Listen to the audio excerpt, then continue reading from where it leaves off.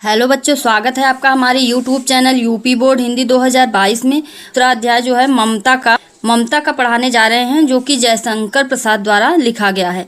अब सबसे पहले हम ममता में, यह है आपका सारांश, हम आपको पढ़ाने जा रहे हैं। उसके बाद हम आप लोगों को व्याख्या सहित यानी कि जो गद्यांश है उसको पढ़ाएंगे।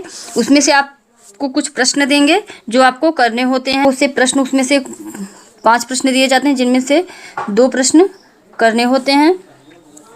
तो जयशंकर प्रसाद द्वारा यह रचित है ममता कहानी की। ममता देख लीजिए बच्चों, ममता कहानी है, ध्यान रखिएगा। कभी कभी पूछ लेता है ना आप लोगों का, जो 10 नंबर का आता है बहुविकल्पीय प्रश्न, उसमें यह सब पूछा जाएगा कि जयशंकर प्रसाद की कृति क्या है, कहानी, रिपोर्टाज, ऐसे ऐसे करके दिए जाते हैं। हम आप लोगों को पूरा पूरा देंगे क्वेश्चन। तो इस तरह से ममता क्या है, कहानी है जो जयशंकर प्रसाद द्वारा लिखी गई है। कहानी की मुख्य पात्र, सबसे पहले आप लोग यह समझ लीजिए कि इसमें पात्र कौन कौन से हैं। तो मुख्य पात्र, जो मेन पात्र होता है, वह ममता है। इसमें ममता है। देखिए, नाम भी ममता और पात्र भी ममता, ध्यान रखिएगा। रोहतास दुर्गपति के मंत्री की इकलौती पुत्री हैं। रोहतास दुर्गपति के मंत्री की इकलौती पुत्री हैं, जो कि एक विधवा हैं। उनका बचपन में ही उनके पति नहीं रहे, तब वो विधवा हो गई। इस कहानी के माध्यम से लेखक ने हिंदू समाज विधवा स्त्रियों की असहाय और दयनीय स्थिति का वर्णन किया है। ममता मौनवती के प्रति प्रतिबद्ध थी, जिसके माध्यम से लेखक सभी लोगों को निस्वार्थ भाव से कर्म करने की प्रेरणा देता है। अब आइए ममता के बारे में पढ़ लेते हैं। के मन की वेदना। ममता किसकी पुत्री हैं? रोहतास दुर्गपति के मंत्री की इकलौती पुत्री हैं। ध्यान से पढ़िए बच्चों। रोहतास दुर्ग के मंत्री चूड़ामणि की इकलौती पुत्री थी। पिता का नाम क्या है इनके? चूड़ामणि, जो बाल्यावस्था में ही विधवा हो गई थी। वह अपने दुर्ग के मुख्य द्वार के पास कमरे में बैठी हुई सोन नदी के उफान व प्रवाह को देख रही थी।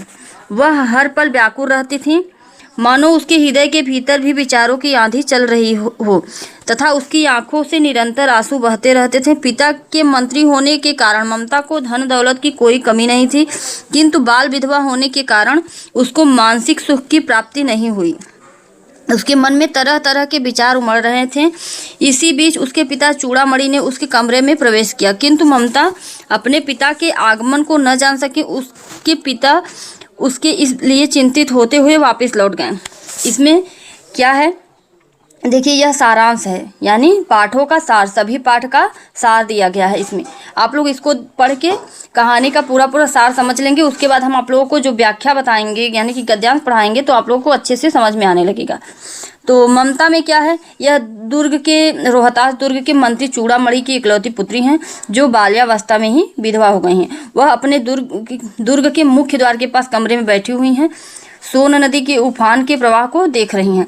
देखिए, जब किसी का मतलब कोई बहुत दुखी हो जाता है, तो वह हर पल व्याकुल रहता है और शांत रहता है। लेकिन उसके हृदय के भीतर जो है, उसके मन में विचारों की आंधी चलती रहती है। तो उसी तरह ममता के साथ भी वही हो रहा है। वह बाल्यकाल में ही विधवा हो गई हैं, तो बहुत शांत रहती हैं। उनकी आंखों में निरंतर आंसू बहते रहते हैं, यानी उनका हृदय काफ़ी आहत है, बहुत दुखी हैं।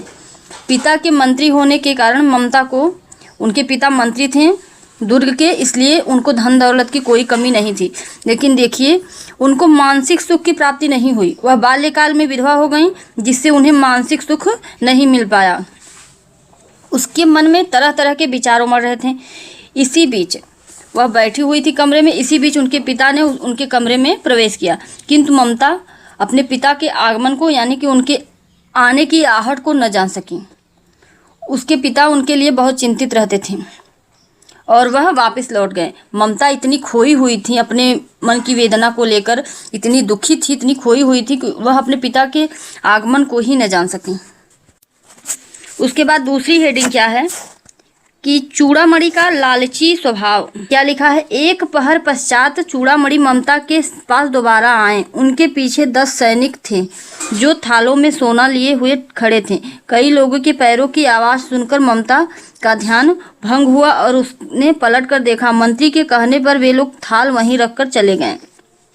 एक पहर पश्चात, एक पहर बीत गया, यानी कि जैसे सुबह का टाइम है तो वह बीत गया।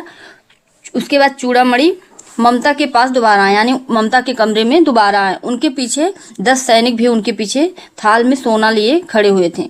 कई लोगों के पैरों की आवाज़ सुनकर ममता का ध्यान भंग हुआ। यानी देखिए, अब सभी आते हैं तो उनके जूतों की, उनकी चप्पल की आवाज़ सुनकर ममता का ध्यान भंग हुआ और वह पलट कर देखा। उसने पलट कर देखा तो मंत्री के कहने पर वे लोग थाल वहीं रख कर चले गए। चूड़ामणि ने कहा थाल यहीं पे रख दो, तो वो लोग थाल रख के चले गए। ममता के पूछे जाने पर मंत्री ने बताया कि यह तुम्हारे लिए उपहार है। ममता ने पिता से पूछा कि इतना सोना कहाँ से आया। तब उसके पिता ने बताया कि सामंत वंश का अंत होने वाला है। शेरशाह किसी भी दिन दुर्ग पर अधिकार कर सकता है। उस समय जब हमारा मंत्री पद नहीं रहेगा, यह सोना तभी के लिए है। किंतु ममता ने रिश्वत के लिए गए सोने को परमात्मा की इच्छा के विरुद्ध दुस्साहस माना और पिता से कहा कि इसे लौटा दीजिए। ममता ने कहा कि जो आप रिश्वत लेकर आए हैं इसको लौटा दीजिए, यह हमें नहीं चाहिए। ममता ने कहा हम ब्राह्मण हैं, हम इस सोने को लेकर क्या करेंगे। क्या उस बुरे समय में कोई हम ब्राह्मणों को 2 मुट्ठी अनाज भी नहीं देगा। बेटी की इस व्यवहार से दुखी होकर चूड़ामणि वहां से चले गए। के बाद देखिए यह हेडिंग, रोहतास दुर्ग पर डोलियों का आगमन और ममता का गायब होना। रोहतास दुर्ग पर जब टोलियों का आगमन हुआ, यानी कि जो उन्होंने कहा था कि आक्रमण होगा और हमारी गद्दी नहीं रहेगी, उस समय हमें वह जो उन्होंने कहा था वह टोलियों का आगमन हुआ। और दूसरे दिन रोहतास दुर्ग के तोरण द्वार पर डोलियों की कतारें आ रही थीं। तब ब्राह्मण चूड़ामणि से रहा नहीं गया और उसने डोलियों के आवरण खुलवाने चाहे, किंतु पठानों ने इसे महिलाओं का अपमान समझा। इसी बात पर तलवारें निकल आई, चूड़ामणि वहीं मारा गया। देखिए अभी चूड़ामणि जी जो हैं अपनी पुत्री को सब उपहार दे रहे थे, सोना चांदी, कि जब मैं नहीं रहूंगा कल मैं गद्दी पर तो यह तुम्हें काम देगा। लेकिन ममता ने वह सब स्वीकार नहीं किया और वही हुआ। रोहतास दुर्ग के तोरण द्वार पर टोलियों की कतारें आ रही थीं और चूड़ामणि ने जब उनसे बहस करने की कोशिश की तो डोलियों के आवरण खुलवाने चाहे, किंतु पठानों ने उसे महिलाओं का अपमान समझा। इसी बात पर तलवारें निकल आईं और चूड़ामणि वहीं मारा गया। रोहतास के राजा और खजाना सब शेरशाह के हाथ आ गए, किंतु ममता उनके हाथ न लगी। रोहतास के ही राजा थे चूड़ामणि। जब वो मारे गए तो उनका जो खजाना था सब शेरशाह के हाथ आ गया, जो आक्रमण करने वाला था उसके हाथ आ गया, किंतु ममता उनके हाथ न लगी, यानी ममता भाग गई। पठान सैनिकों ने पूरा दुर्ग देख लिया, किंतु ममता वहां से कहीं गायब हो गई थी। ममता वहां उसे नहीं मिली। ममता की झोपड़ी में शरणार्थी का आगमन। उसके बाद ममता कहाँ चली गई। घटना के देखिए बच्चों, यह घटना हुई, शेरशाह ने उनके सभी के हाथ आ गया उनका खजाना, किंतु ममता उनके हाथ नहीं लगी थी। तो पूरा दुर्ग उन लोगों ने छान मारा, ममता उन्हें कहीं नहीं मिली। जो खजाना था वह उन्हें मिला लेकिन ममता नहीं मिली। तो ममता कहाँ चली गई। इस घटना के काफी समय बाद बनारस के उत्तर में धर्मचक्र बिहार में बने मौर्य और गुप्त सम्राटों के कीर्ति स्तंभ जो लगभग खंडहर बन चुके थे, वहां वृक्षों की छाया में बैठी ममता पाठ कर रही थी। अचानक उसका पाठ रुक गया। तभी हताश सा एक व्यक्ति ममता के सामने आया और माता मुझे आश्रय चाहिए कहकर शरण मांगने लगा। उसने बताया कि वह शेरशाह के द्वारा हराया हुआ है। जिस समय ममता वहां से भाग गई थी, वहां नहीं मिली। तो घटना के काफी समय बाद, बहुत समय बाद, बनारस के उत्तर मध्य, यह सब चीज देखो बच्चों ध्यान से पढ़ने वाली हैं। बनारस के उत्तर में धर्मचक्र बिहार में बने मौर्य और गुप्त सम्राटों के कीर्ति स्तंभ जो लगभग खंडहर बन चुके थे, वहां वृक्षों की छाया में बैठी ममता पाठ कर रही थी। अचानक उनका पाठ रुक गया। तभी एक हताश व्यक्ति ममता के सामने आया और उनसे विनती करने लगा कि मुझे आश्रय दे दो। वह शेर शाह के द्वारा हराया गया था। शेर शाह देखिए जो ममता के खजाना को ले लिया था, वही वहां से। उसके बाद ममता उसको उसमें क्रूरता, निष्ठुरता व रक्त की प्यास दिखाई दी। तब उसने कहा, देखिए बच्चों, जब कोई चीज देख ली गई होती है तो वह उस पर विश्वास नहीं कर सकता है। ममता को जब वह शेर शाह के द्वारा हराया हुआ व्यक्ति सामने आया तो ममता को उस पर विश्वास बिल्कुल नहीं हुआ। उसमें रक्त की प्यास दिखाई दी। उसने तो देखा था अपने पिता को मरते हुए। तो ममता ने कहा, मेरी कुटिया में स्थान नहीं है, कहीं और जाओ। इतने में वह बेहोश होकर वहीं गिर पड़ा। ममता ने पानी देकर उसकी जान बचाई, किंतु उसको पठानों के द्वारा किया गया अपने पिता का वध आज भी याद था, इसलिए वह उस पर विश्वास न कर पाई। किंतु अतिथि की सेवा करना अपना कर्तव्य समझकर उसने आने वाले से कहा कि तुम चाहे कोई भी हो, भीतर जाकर विश्राम करो। और मन में सोचने लगी कि मैं अपना कर्तव्य क्यों छोड़ दूं। मुगल ने चंद्रमा के प्रकाश में उसका कांति युक्त चेहरा देखकर उसको मन ही मन प्रणाम किया। ममता पास के खंडहर में चली गई। ममता पास के खंडहर में चली गई। उसके बाद क्या हुआ, सैनिकों द्वारा ममता की खोज होने लगी। अगले दिन प्रातः काल ही बहुत से सैनिक उसे ढूंढते हुए वहां आ गए। ममता खंडहर की ओर से सब देख रही थी। तभी उस मुगल ने उन्हें आवाज देकर बुलाया और उसने स्त्री को ढूंढने को कहा। पूरा दिन वे उसे ढूंढते रहे किंतु असफल रहे। शाम को ममता ने देखा कि मुगल अपने अधीन सैनिकों से कह रहा था कि मैं उस स्त्री को कुछ दे न सका, यहाँ उसकी झोपड़ी के स्थान पर उसके लिए एक महल बनवा देना। यह कहकर वह वहां से चला गया। यानी जो मुगल उनके घर में रुका, जिसे उन्होंने अपने घर में आश्रय दिया, वह उनसे मिल नहीं सका। ममता अपने खंडहर में चली गई। उसके बाद जब वह सैनिकों से ढूंढने के लिए बोल रहा था, ममता कहीं छुपकर उसको देख रही थी, लेकिन सामने नहीं आई। लेकिन हाँ, उन्होंने उस सैनिक से, वह कह रहा था, जो मुगल बादशाह रुका था, वह सैनिक से कह रहा था कि उस स्त्री को मैं कुछ दे भी न सका, तो एक काम करना, यहाँ उसकी झोपड़ी के स्थान पर उसके लिए एक महल बनवा देना। यह कहकर वह वहां से चला गया। ममता की वृद्धावस्था तथा मुगल सैनिकों द्वारा झोपड़ी की खोज। अब यहाँ पर देखिए, ममता बहुत बूढ़ी हो चुकी हैं, कम से कम नहीं कुछ तो 60 साल की हो गई होंगी, 60-70 साल की। उसके बाद देखिए, चौसा के मैदान में पठान और मुगलों के बीच हुए इस युद्ध को बहुत समय बीत गया। ममता का शरीर बहुत दुर्बल हो चुका था, वह मरण अवस्था में थी।